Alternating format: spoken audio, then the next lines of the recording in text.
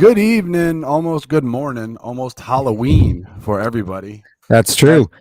Yep. Hashtag Nation and Bills Mafia. Welcome to the hashtag sports presentation of the Buffalo Bills versus the Green Bay Packers postgame in association with Dean Blundell and sponsored by Mr. Rogers Homes, which both can be found in the description of this video. As you know, all of our content will be on iTunes and Spotify. You can follow us on our socials, TikTok, Twitter, Instagram, and Facebook. Buffalo Bills with a 27-17 victory today, moving to 6-1.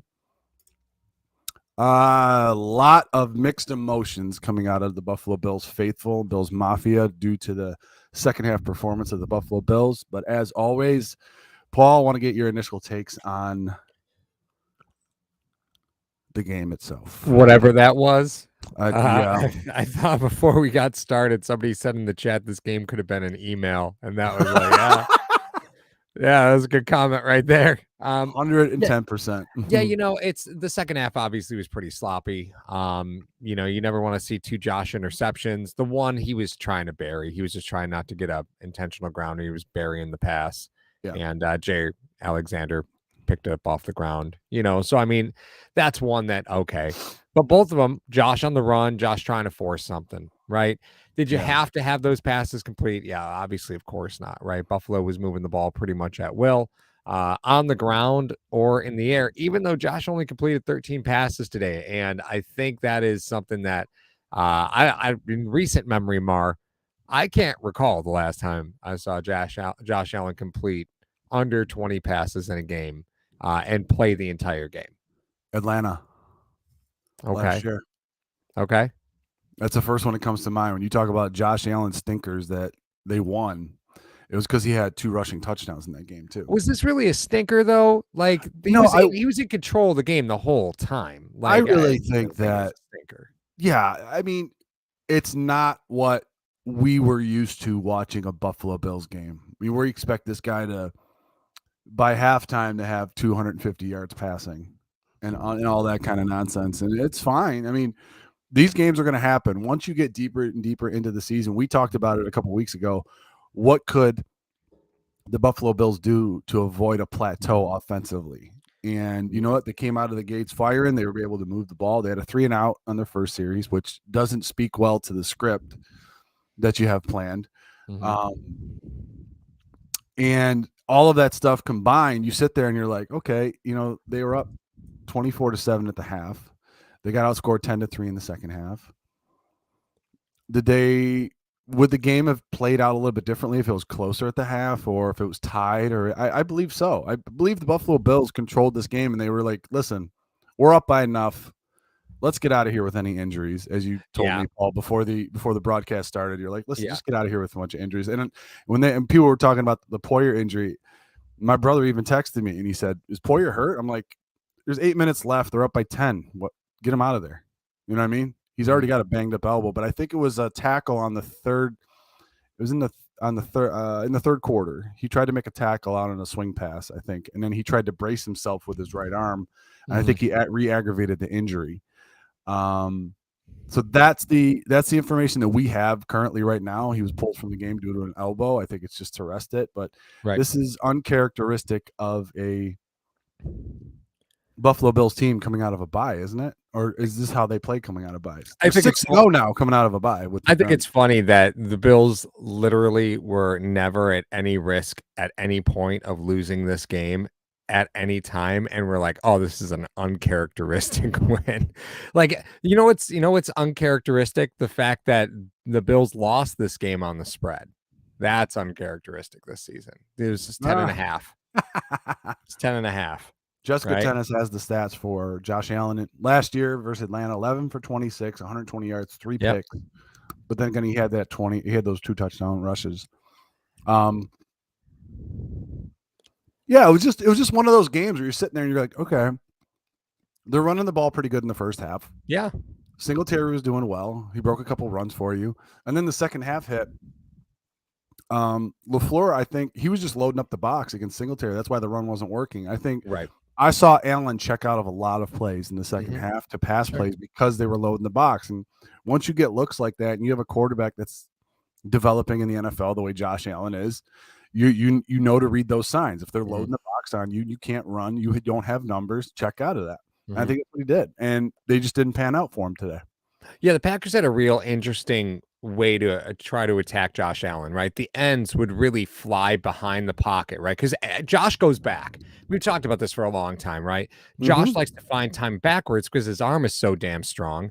He can lose that yardage backwards because he's got the arm to cover it, right? Oh yeah. So if you watching this game, you saw Green Bay try and kind of keep that pocket, put a cap on that pocket, right? Yeah. The problem is that gives Josh those running lanes forward, right? And he's not a dummy. After the third series, he's like, well, wait a minute, hold on. So all I have to do is just step forward into the pocket and I'm clean. I'll just step forward in the pocket. And that's why you saw Josh take a lot of steps forward, run towards the line, and then find things out there. One thing I do want to talk about, though, the Buffalo Bills red zone, right? You had that naked bootleg to Dawson Knox. Josh runs that out, brings coverage down. Knox is wide open on the backside. Yep. Bills had some trouble in the red zone prior to this. Do you think that today was signs that, they are going to be a little bit more potent in the red zone going forward? Or do you think this was just them taking advantage of a couple situational opportunities? I think it was a kind of a lazy game. I don't know, not lazy game plan, just a lazy game. I don't think that my worries about them being in scoring in the red zone were not cured by this game today. Mm-hmm. I think they had a stat before Allen threw the interception in the red zone. Mm-hmm. They had a statistic out. They said they had 3 red zone trips, 2 touchdowns, and a field goal. Mm-hmm. So they're scoring points in the red zone, but it didn't seem like it flowed. I didn't see any rhythm out there. It wasn't the Josh Allen maestro that we're used to out there. But it's one of those things where these games happen. I mean, if you look at any quarterback's career, Tom Brady could be a guy you can look right at. How many times did he play games where he didn't throw for 400? He threw for about $175, and 150 of that was to the running backs, right? And they win. And it's just how the game plan, comes out. Obviously, Green Bay lost a couple of linebackers in this game that was crucial to them. I think the Buffalo Bills, once they saw that, should have ran the ball a little bit more. But then you had linebackers that were coming in that were playing for their jobs. So these guys were treating it like, I may not have a job, so I'm going to play this game like out of my mind against the Buffalo Bills. So yeah, you saw like Isaiah McDuffie got a ton of snaps today because they lost one of their linebackers right before halftime. And McDuffie was a player that I loved coming out of Boston College. Thought he would be a great value linebacker for Buffalo. Buffalo's always kind of looking for depth at different places. Linebacker, although they haven't put a ton of resources in, you can always say that you need some resources. Homegrown kid, right? Story seam there. Not playing a lot in Green Bay right now because it's snap counts, right? Snap counts being what they are. But Isaiah McDuffie didn't look all that bad. Nice for a hometown kid to get, some unexpected playing time. Unfortunately, it was in a loss for Isaiah McDuffie, but that's second hometown kid for the Packers too. Remember James Starks? Yeah, that's right. Yeah, that's right. So I see it right here. Garrett Hall says, I didn't get what was going on with Diggs and Davis with Alexander, because the way the stadium is in Buffalo, there's one tunnel for the players to come down. And apparently Diggs and Alexander crossed paths in the tunnel and they were mouthing off to each other before the game. And competitors are going to do what competitors do, but it didn't stop. Even Diggs said after the game that this was the mouthiest game that there had been this season. And he goes, that's not really our game. We don't really do that. We go out there, we take care of business. We're pretty disciplined, but this was the mouthiest game that they had played all season. And to be honest with you, you look at the Packers, they aren't very good. Right. No. So that chippiness is going to happen in those games because you got to keep motivated somehow. Right. So maybe that's what happens. Mar, you've probably been in the battle. You've probably been in battle with that kind of stuff more than me. So I have seen many times live going into a game and you're against it. Right. You got to have a tough sledding in the game. You probably won't win. It's going to be very tough for you to win. I think Jari Alexander read The Art of War by Sun Tzu before coming into Buffalo, saying, listen, I have to try to get inside the heads of these guys. Maybe I can get them off of their game. maybe that I'll get them so riled up and so pissed off at me that they're going to do certain things that they may not do. I mean, we saw it with the Davis, block at the back, but I mean, when you rile up Diggs, he goes 6 for 108 and a touchdown on you. So right. I don't know how smart that was of an idea, but it did upset the flow of the offense a little bit. Like the receivers really wanted to go after him in that respect. So yeah, maybe something to look forward to, look at moving forward. See how many guys will try to get inside the Buffalo Bills' heads. Yeah, but overall, I mean, I think Mike Tomlin had a quote a long time ago. He goes, "People are too concerned with style points." He goes, "A win is a win in the NFL." Yeah, Buffalo Bills were up by a substantial margin, 24-7. Second half, they just mailed it in. It didn't seem like they were like motivated. They just wanted to get out of there without any injuries. Okay, let's get to where Trey comes back, guys. Let's get to where Trey comes back. That's something to talk about. Jessica Tennis brings up a great point when she said, Poyer you have to make a move at some point, right? Because while you have to activate Trey this week, right? There's a 21-day window you have to activate. So you got to activate Trey this week, which means you have to now put him on the 53-man roster. He hasn't been on the 53-man roster. So you're going to have to make a roster move, right? So there's a couple things you could do. Trade deadline, I believe, is Tuesday, 4:00. So that means you can move a player off your roster via trade, right? For draft picks or something like that. We've seen Bean do that before. Not sure if that's really going to happen. But you have to make a corresponding roster move, which means you likely have to waive or cut somebody here. Or you can move a player to IR. If Jordan Poyer's elbow is a problem, do you move him to IR? If this injury is really, looking at it, you're saying, well, it's 2-3 weeks. We got to bring Trey back anyway. So let's just IR Poyer. You can designate 8 players to return from injured reserve. Your Poyer obviously is in no risk of not being reactivated. So do you move Poyer to IR, activate Trey, because then you don't have to lose a player elsewhere? It's an interesting thought and looks like there might be an opportunity. Okay, so you're looking at this is going to be week. What week is this? Everybody's Moss, just saying cut Moss. So the Bills are 6-1. So this is week 8, right? Week 9, week 10, week 11. What week does Deshaun Watson come back? So here's week 11. Yeah. So here's the Bills schedule, right? So if that's what I was looking up. if you were to put Poyer on IR, that means you're going to miss him at the Jets, home against the Vikings, home against the Browns, and at Detroit for Thanksgiving. You have to miss him for 4 games? Is that what it is? 4? 4 games. So so we'd be back for the Patriots at Foxborough in December. Well, here's what I'm saying. The Jets had a very painful loss to the Patriots today. The Vikings, Paul, I'm going to take your line. If you're going to lose one, lose an NFC game. That's right. You're going to lose when you lose the NFC game. So if you're talking about a 4-game stretch in the final, let me see, 1, 2, 3, 4, 5, 6, 7, 8. In the final 10, and if you had to pick any kind of 4-game stretch to lose Poyer, I think this is the 4-game stretch. Now we're talking about hypotheticals here, everybody. So let's just bear with us for a second. You're playing the New York Jets in New York. You're playing the Vikings at home, as Paul said. NFC games. I mean, they're a very tough team. Diggs is already going to be motivated for that game, so you're not going to have to really worry about the defense that much. And you have a Deshaun Watson-less Browns you have to play. And then you go and play the hapless Lions, who just barely lost to the Miami Dolphins. Right. On Thanksgiving. If you want to IR him for those 4 games, and those are the 4 games you want to bring Trey back, I would be completely fine with that. I mean, it's something to consider, obviously. And I think what happens is this is really the last time in the schedule that you can do that without avoiding your 3 in a row division games, right? Because December 1st starts the back end of your schedule, and you've got the Patriots, the Jets, and the Dolphins. Boom, boom, boom, right? And everybody knows you got to take care of your own division. So no matter what happens in the next 4 games, you got to clean up those 3 games starting in December.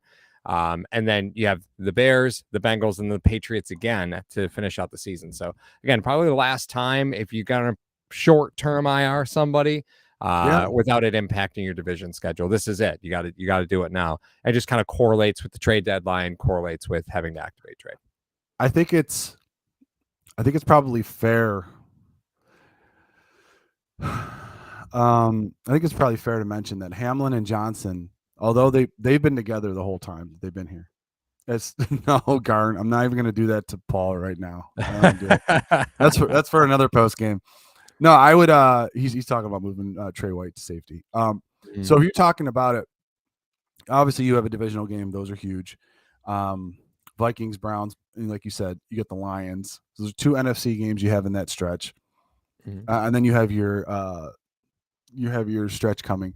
I think getting Hamlin and Johnson some work is what this defense wants to do. And the great thing about it is when Poyer went in, Poyer was essentially playing hide spot and letting.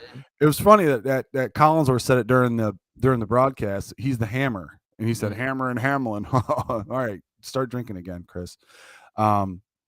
He was saying that during the broadcast. So he plays the Poyer role essentially. So when Johnson's in there, he plays the hide role. So Hamlin really doesn't have to change much of what he's doing.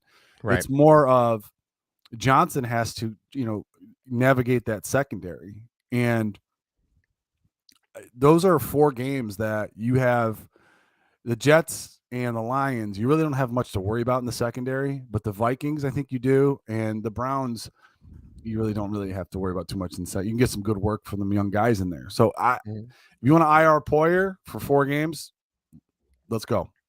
I think that would do him well for the stretch run near the end of the season. I think some folks are going to look at, Hamlin gave up that touchdown today. He didn't do the baseball turn. That was his whole problem. We teach that all the time.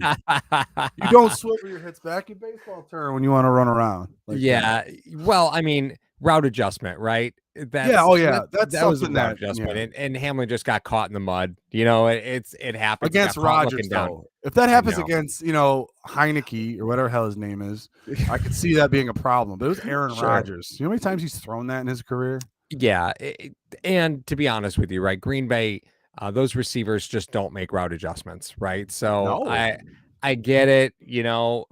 That's going to happen with young safeties, and they learn from that. I'd rather they learn in a game that you still won by 10 than learn in a game where you're like, listen, this game means an awful lot today. We got to bring this one home.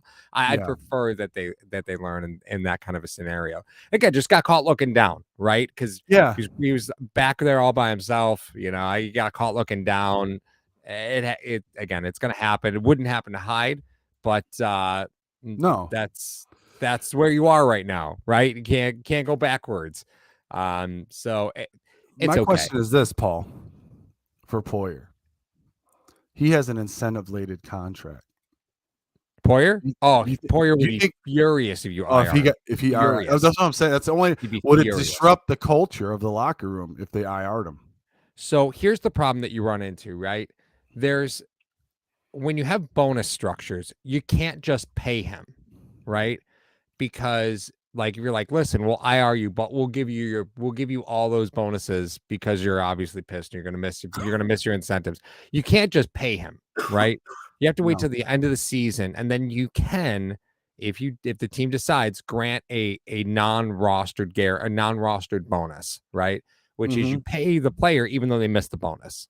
But you have to wait till the end of the season to do that, and it counts against next year's salary cap. So can be done, but you can't promise it. But wink, wink, nudge, nudge. These things happen all the time. But if Poyer goes on IR, he will be absolutely furious. He is not just another pretty face, ladies and gentlemen. Paul from Hashtag has the ins and outs of the business of the NFL. It's pretty amazing. Yeah. Well, with ears like this, you hear everything, Mario. All right. Thanks to Beantown Breakdown. Cheers, fellas. Excellent win. Allen is legit. Damn right about that. Of course, all super chats are going to the Williams Syndrome Foundation. So thank you again for that. Much appreciated. Much appreciated. Yeah. So, Paul, I'm going to get under the skin of Hashtag Nation and Bills Mafia right now. Lovely. You guys are watching 79. Hit that like button, hit that subscribe button on your way out. Here, listen. It is very difficult for me to defend this point when a guy had 16 tackles. However, I sent a tweet out earlier today around the second quarter. I said, is Edmonds inactive tonight? It's so funny because Like, I'm watching the game, and I'm getting so frustrated watching watching Edmonds play. I'm just getting mad. And then Mario tells me that he sent out this tweet. And I was like, dude, I was thinking the same thing. Like, it's wild because you and I have a tendency to watch the games very differently, right? Oh yeah. But but let's not forget, right? Edmonds, yeah, he had 16 tackles, but Buffalo also cut leading tackler Nick Barnett because he tackled everybody from their nameplate, right? Like I felt like this was a nameplate type game for Tremaine Edmonds. It was frustrating to watch. Milano, I thought, played a great game. He only had 5 tackles. That's why you can't stat sheet and you analyze, right? Because you see the stats and you say Edmonds played out of his mind today. I don't feel that way. No, you know what? To his credit, 16 tackles, moving sideline to sideline. That's what the Green Bay Packers wanted to do. They wanted to get everybody out on the edge. They wanted to get Jones on the outside. They wanted to try to control the ball, control the clock. They controlled the time of possession in this game. They did a fantastic job.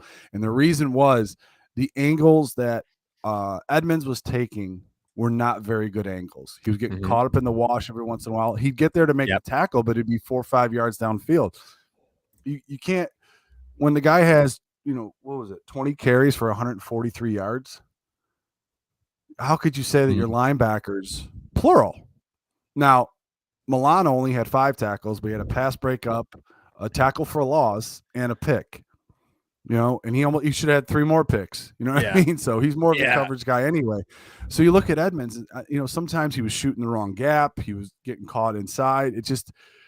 He had 16 tackles, yes. However, it didn't seem like a good game for Edmonds. You know what I mean? It's like you could talk about Allen having 2 passing touchdowns, having some pretty good passes, but then he threw some very atrocious passes. I think Edmonds had the Josh Allen equivalent on the defensive side of the ball. He had some pretty good statistics, but overall, he didn't play a very good game.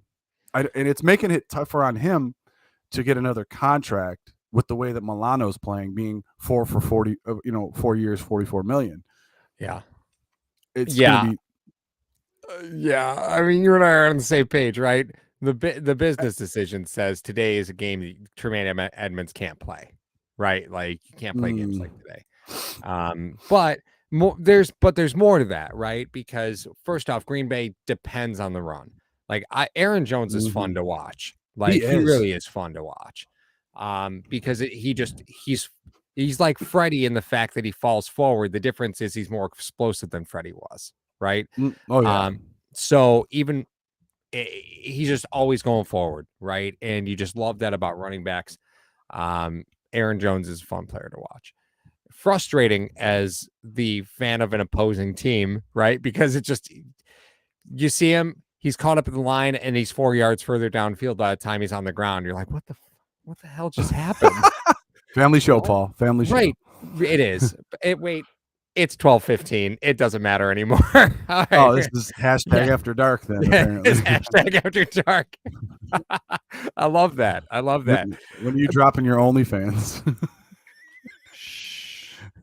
Paul's has amazing feet. I just want to let you guys know. Hey, you know what? People make careers on feetfinder.com. I'm not here to judge anybody, all right? I'm not here to judge.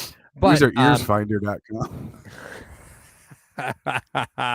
You got to do what I do, man. You got to be proactive. I cover my ears in the post game so you can't see how big they are. Yeah, look at those. Look at that. No, but like you're 100% right. He is a fun runner to watch. He's always falling forward. He was always running like the defense owes him money. I mean, the one we got to mention the one tackle by Jordan Phillips, just shouldering him and knocking him on his ass. Be like, man, that guy's got a family, Jordan. What the hell? That was a business decision on both sides, because Jordan's like, listen, I'm 325 pounds, man. I ain't stopping this for nothing. I'm not getting my arm out. I'm just gonna boom. I'm just getting one of those. I'll be fine. I'm not hurting myself reaching back. Come on now. No, but it's and a lot of people may disagree with our analysis just watching the game tonight, but like, I mean, we'll see more when we watch the game, but obviously he had 16 tackles. Great. I don't think he made a lot of the tackles in the hole where he was supposed to make them. That's all I'm saying. I mean, you could have possibly held him to less than 7 yards a carry. That's all I'm gonna say. Well, I think one thing that we can take away again is that the Bills pass rush is legit, right? No matter how you cut it. Oh, And fact. but that's the risk that you run, right? Even though Buffalo didn't blitz an absolute ton today, because they really didn't need to. They were on Rodgers' ass all night long. They were. They were all over him all night long. And it's what, 5 sacks now by Rousseau. Von Miller's Mhm. impactful, man. Yeah. Like I mean, everyone was that's what talking happens. about the whole Russo pick. I remember when it happened. Everyone was Mhm, like, you're sitting there and you're like, they took Rousseau, and I mhm. know you wanted Joe Tryon. I know you Sure wanted did. really you really Yeah, wanted Joe Tryon. But I yeah. mean, it Not at the end of the makes first round, though. I didn't like Joe Tryon at the end of the first round. I wasn't in on Tryon at that end of the first round. no, and he didn't. And you put him across from Miller, who gets all the attention, and Groot just thrives. He Mhm. just thrives on that, and he's a Yeah, very sound technical player, and I love yeah, what he does. Um, just to break away from that for a second, do you remember the Quay Walker ejection? yeah. I mean, he shoved the practice squad tight end, and then he threw his arm off of McDermott when McDermott was trying to get him separated and stuff. Yeah. Jay Spence the King, right? Does anybody know Jay Spence the King on Oh, Twitter? yeah, of course. He's amazing. I love that guy. I got to mention this tweet. He goes, he don't want none of that smoke with McDermott anyways. Homie will get power slammed. We wrestle in the 716. I thought it was the greatest tweet of the night. It was so funny. Yeah, I mean, listen, McDermott, he had his back. You know what I mean? Like McDermott was Yeah. right there, but there was nothing going on there. I don't know I don't know what Walker thought he heard or what, but that was just a guy trying to make sure that they didn't roll up onto him. Like he was Mm-hmm. even helping him up. Like it was nothing confrontational. And I think that had an impact on the game? I don't. Was I glad to see that, that the NFL was consistent? I am glad to see that because even though the refs didn't call for the ejection, the call came in, right? Yeah. Like the call came in It from put New York, and that's what that process is there for. So I was glad to see the process worked. That kind of behavior is unacceptable. If a Bills player pushed a non-dressed coach or player on the sideline for an opposing team, I would expect them to be the same. And listen, Gabe Davis got a personal foul penalty, didn't see the field afterwards. Like mm-hmm. you, these are sins you have to answer for at some point. Yeah, it was. I mean, the only thing the result of this that the NFL will do is they'll probably limit the amount of people that are allowed to be on the sidelines. Practice Mhm. squad guys might be sitting in the stands or up in Mhm. the box or something. I mean, Right. that's the only other thing that you have, and they're just going to limit the amount of people you can have on the sidelines with that. But Mhm. you can't just shove somebody that's in street clothes on Right. the sideline like that. It just doesn't. Where does it end then? If you don't set the precedent now, like I think that's what many people miss. They're like, okay, if you're a Green Bay Packer fan, you're probably upset about that he got ejected for that. Oh, you didn't really do much. Like, where does that end? Because then it's Right. going to be compared. If you don't toss him from the game, then another guy's going to do it at some point, or kick somebody, or push somebody down, and Mhm. then you're going to be like, well, what's the severity of this penalty? No, you can't Yeah. put your hands on anybody at any Totally agree. time. Totally So, agree. Yeah, it's I mean, unacceptable behavior. yeah, Yeah, you're gonna get totally mad agree. if it was a Buffalo Bills player that went out of bounds and shoved a guy in street clothes on Green Bay sideline. I would be 100% behind the ejection because you Yep. just don't do that. Right. Um, I was 100% behind them benching Gabe Davis after his little spat. Trying to Yeah. do. Well, I don't know what you accomplished from doing that. I really Mhm. don't. I think because of Right. what Alexander did, it put a spotlight on him. So Mhm. the refs were watching him all the time, probably saying, "Hey, listen, these guys are throwing shots at me after the whistle. Just keep an eye on it because." Well, I'll be honest with you, Mar. I expected after the Diggs touchdown a personal foul penalty on Douglas because Diggs caught that ball, maintained control, landed in the end zone, and then Douglas just straight through Diggs. I was like, Mhm. I don't what the hell is that? Like where that's clearly a touchdown. The play is over, and this is contact after Yeah. the play is clearly over. There you don't the goal you don't have to be standing to score a touchdown. Like Oh, yeah, caught the yeah. ball, stood up, then gets tackled. You're in the what is going on here? I 100% expected a penalty on that. I didn't get it. So once everything started to unfold with the game, I had very low expectations of the refs actually controlling the game because of that one play. And maybe that was a false, maybe that was a false equivalency, right? Maybe I shouldn't have seen the game that way. But I watched the rest of the game like things weren't going to get called. And the refs called plenty of penalties today. So let's just be clear. Oh, they did. They called plenty of penalties. But I don't understand how that wasn't a penalty when it was clear the play was over. Yeah, I don't know why that wasn't a penalty either, but it didn't have any impact on the game, on the results of the game. And it was funny how you saw Davis and McKenzie holding Diggs back because Diggs wanted him some of that. Oh, yeah. Because he obviously felt he was slighted, and it pissed him off. Yeah. So, you look at that. I would say I would monitor that looking forward when you want to talk about how the Bills are going to be approached. You're the hunted now. You got to understand that you're the hunted probably for 2 years now. Oh my God, somebody just sent a tweet and said Josh Allen decided to dress up as 2018 Josh Allen for this game for Halloween. Come on, don't I don't like that. I don't like that. Sticking with the offensive side of the ball, we're about halfway through this, guys. All the shows are sponsored by Mr. Rogers Homes and in association with DeanBlundell.com. The Williams Syndrome Foundation is the hashtag sports charity for 2022. So all super chats will be going to the Williams Syndrome Foundation. Make sure you hit that. If not, just hit the like button and the subscribe button and follow us and watch our stuff. And that'll generate revenue for the foundation as well. So Singletary and Cook. I want to talk about Singletary and Cook because a lot of people, a lot of tweets, a lot of talking. Obviously, when McCaffrey wasn't the guy, now you're talking about Hunt. You're talking about Kamara. You're talking about, we can give our opinions on Kamara and Hunt personally if you'd like. But I just want to run down some stats for you. Singletary himself had 15 touches tonight for 83 yards. That was his final stat line. Him and Cook combined for 19 rushes for 102 yards, 2 catches for 57 yards, putting the running back position itself at 21 touches for 159 yards in a game where they did not play their best. Yeah. Is there, and I'll bring this to the chat too, is there a need for a running back on this team? Because I'll tell you right now, Cook always looks like he's one tackle away from taking it to the house. Yep.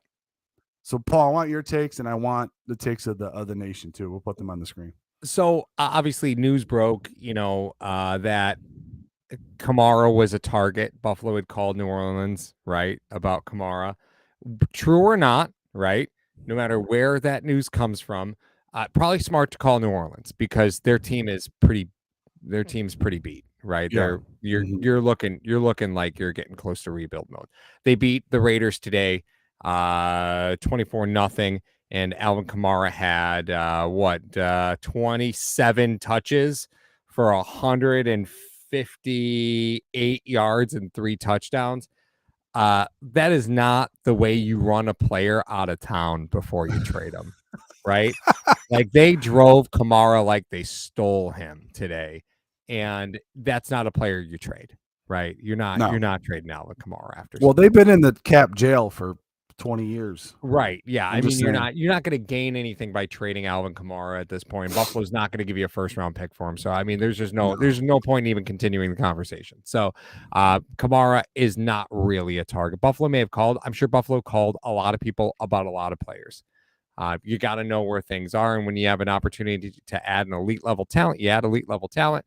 I don't think you have an urgency to do so. Singletary and Cook seemed to be a really fine 1-2 punch. Cook was really impressive today. But again, Buffalo guards their rookie running backs. We saw him do it with Singletary. We saw him do it with, not so much with Moss. Moss came in and kind of split snaps pretty early, pretty evenly with Singletary, which was different than what we saw previously when they had drafted Singletary. But they're really guarding Moss's touches or Cook's touches. And I'm okay with that. I think he's shown what you expect or what you need from him. And Cook's been impressive. He's been real impressive. And Singletary is Devin Singletary this year, man. He's playing like a running back in a contract year. Oh wait, I'm here for it. you know what? I wanna actually go off of that point that you had and just offer my 2 cents if I could. Yeah. I think when Singletary got here, they had Gore. Right. So you had a established veteran running back who knew what to do in situations, pass pro, all the other stuff. When Moss got here, the veteran that they acquired was like the backup guy. You had Yeldon and Breida, not guys that were on Gore's level. So I think that's why Moss saw the field a little bit more quicker. Maybe. And then when they realized that, they said, listen, Singletary has learned what he's learned. He's in a contract year. We're going to have to overlap this position with another younger talent at the running back position. And they went and got Cook. Now, I think who was it? Was it Jim Tripp? Spin comes in and says Saints will want what CMC got. Yeah. The fact is, that's true. The 49ers set the market value for Kamara now because they are similar type players. They both can catch the ball out of the backfield. They're both very dynamic runners. They both offer a lot of things in the receiving game and the run game. They both have similar, not similar injury history, but they've both missed time in the last 3 seasons to pretty decent sized injuries, right? So they both come with the same injury risk as well. So I mean, I'll bring it back that I'll make the same argument that I did when people wanted CMC.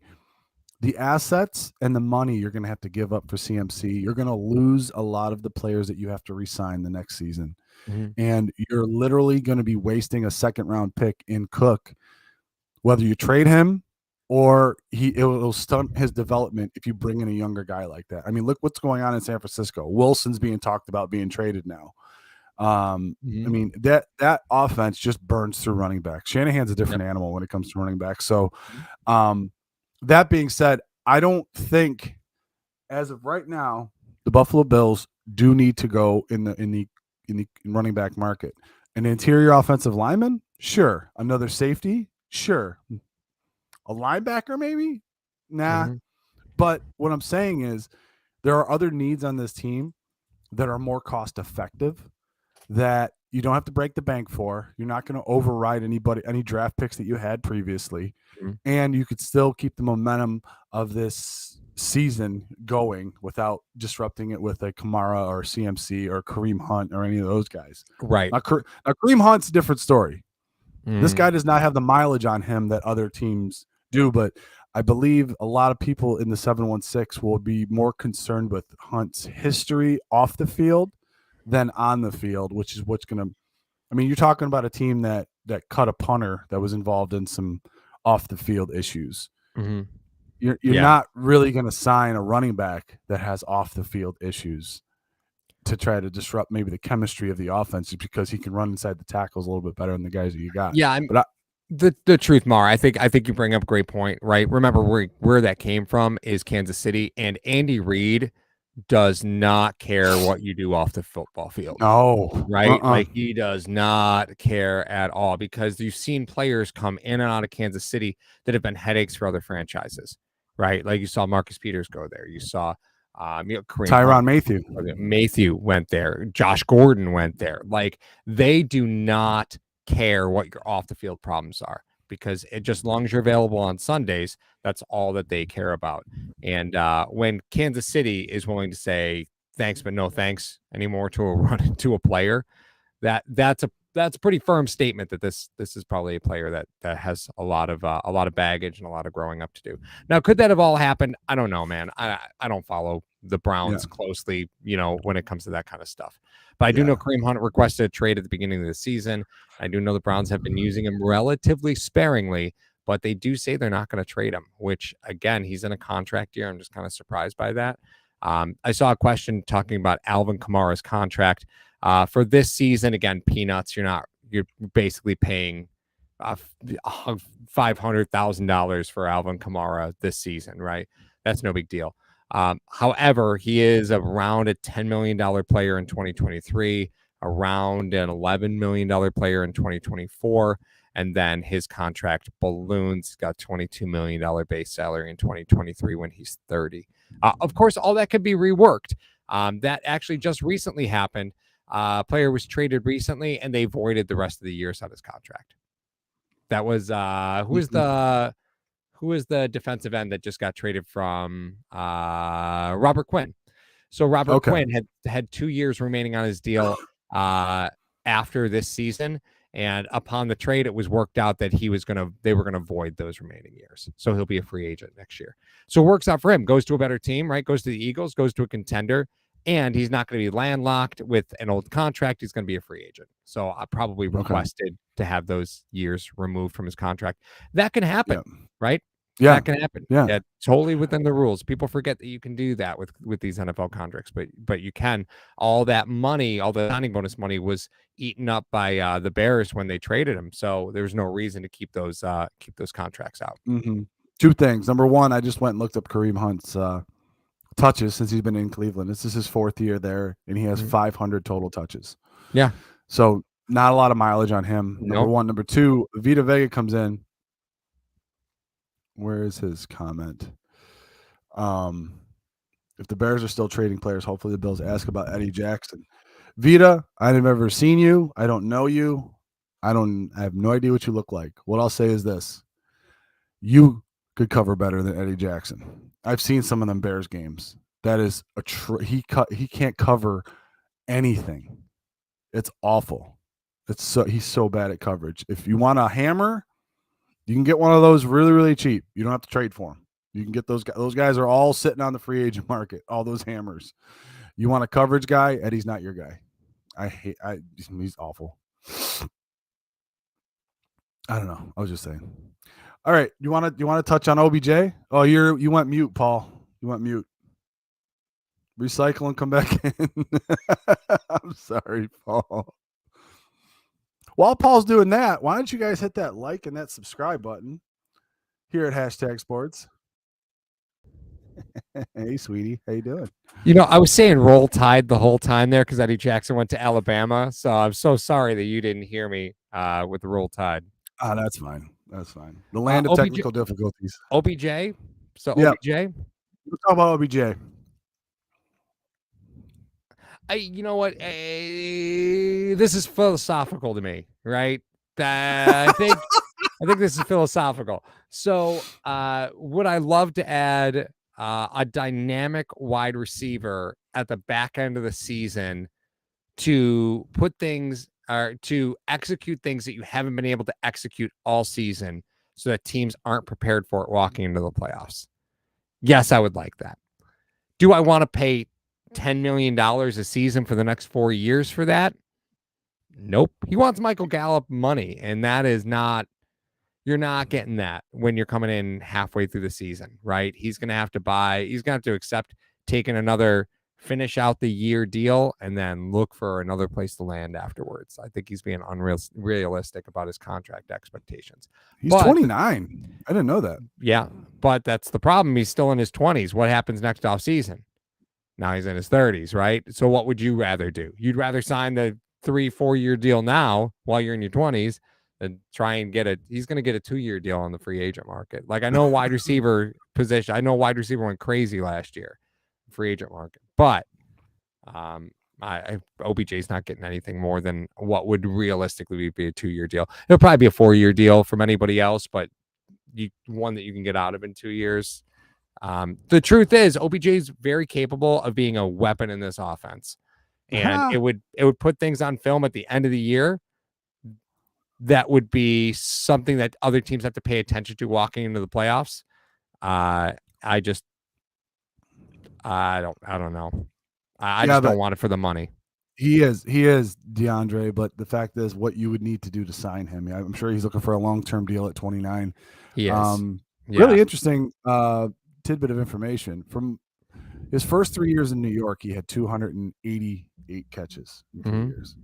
He's had 243 since 2017.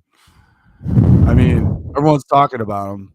I understand what kind of a player he is and what he draws to an offense, but you're not getting OBJ who that one-handed that one catch.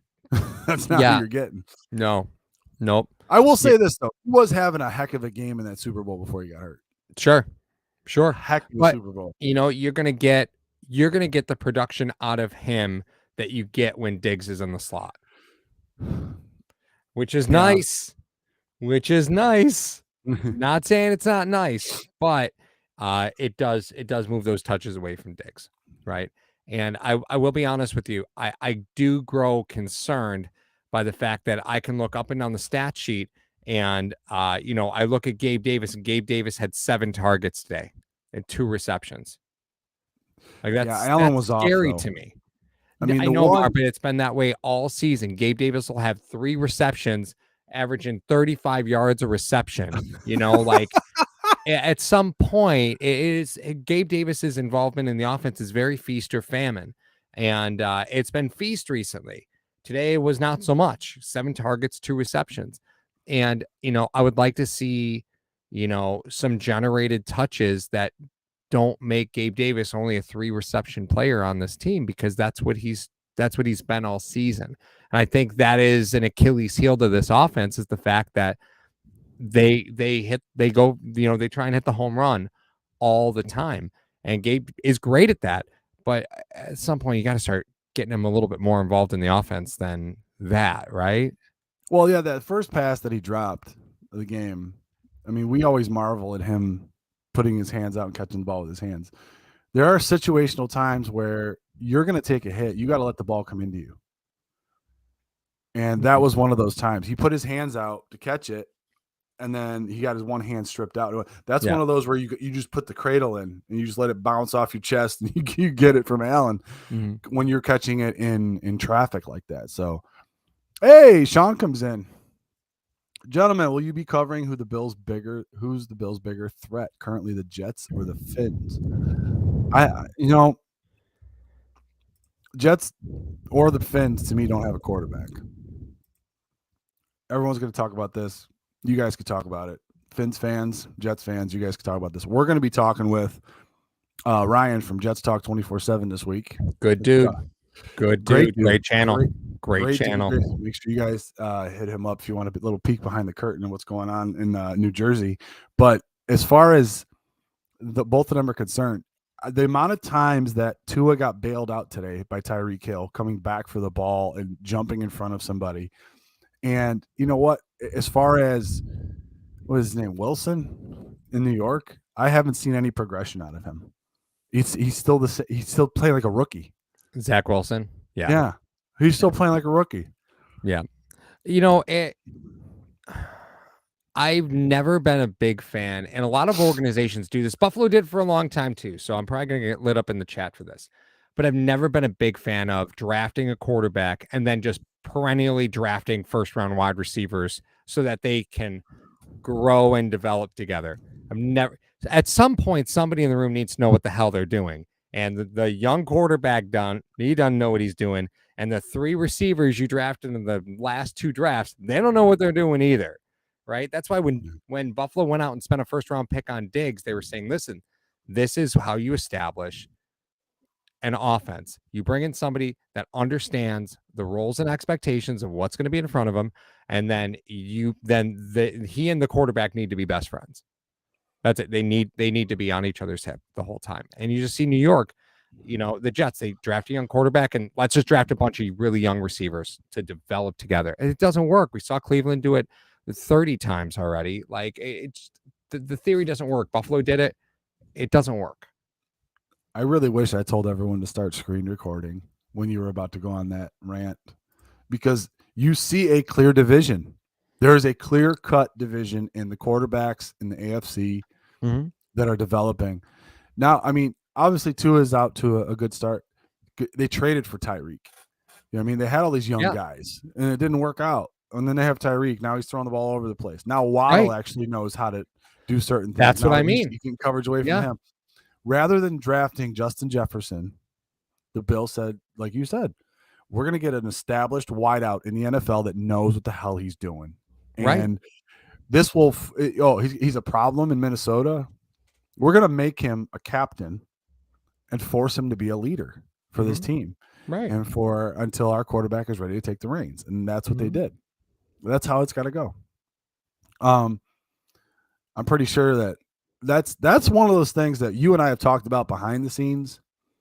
And you know what? You Scarlet Witched me in the fact of, I thought that I was sitting there and I thought I was going to, rub Bills fans the wrong way and talk about how they should have just kept their picks, got Justin Jefferson. But getting Stephon Diggs, let them roll the dice and play with house money on Davis and Hodges. That same draft. They got Diggs the same year they got Davis and Hodges, and it was amazing. I mean, it's amazing to see the development when you bring in an established wide receiver for your young quarterback and how that growth, goes. We got about 10 minutes left. We're gonna be doing the roast in a little bit, guys. Thank you. But one thing I wanted to mention, I thought it was a pretty cool stat. In the past 3 games, Josh Allen and the Buffalo Bills have defeated Lamar Jackson, Patrick Mahomes, and Aaron Rodgers. 3 former MVPs. Yep. They've held them to 20, 20, and 17 points. Pretty nice. It's pretty good. It is nice to be cheering and covering a team that when they don't play their best, they still win by 10. Yeah. I mean, come on now. Let's talk about this here. I mean, they still win by 10. And they just sat on the brakes in the second half. I mean, it certainly wasn't from a lack of effort, right? Like the effort was certainly there, but 2 Allen interceptions and those weren't good. I mean, I don't know why he was trying to force certain things here and there. Yeah. It was just weird. But everyone's going to be talking about the Philadelphia Eagles. Sure.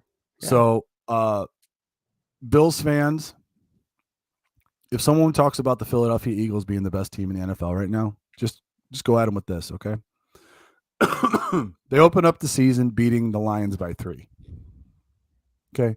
Then they pretty much handled their only quality win is they handled the Vikings 24-7. Then they beat the Commanders. Then they beat the Jags by 8, the Cardinals by 3, the Cowboys by 9, and they just beat up on the Steelers, which everyone else knows what that's like.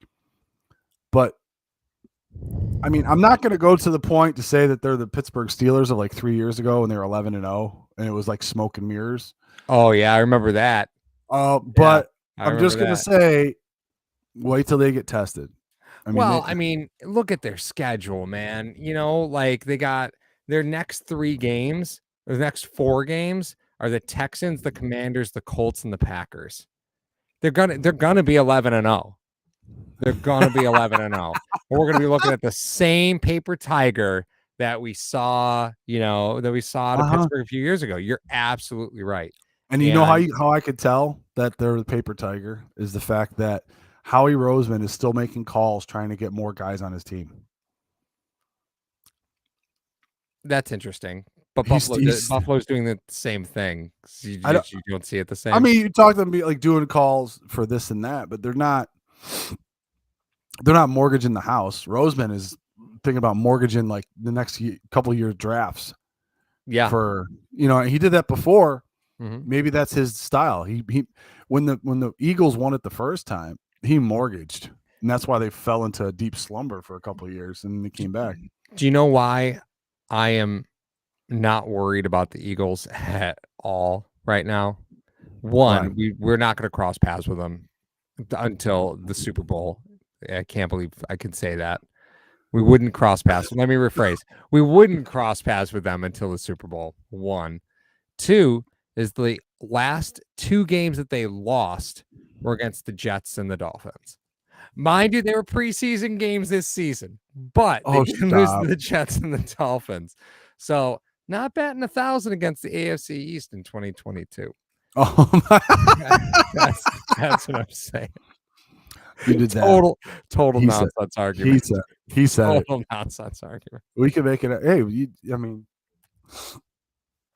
I mean, if Nick Wright could spew his garbage, yeah. All right, let me get the clock out for everybody. For those of you, 82 of you in here, please make sure you hit that like and that subscribe button.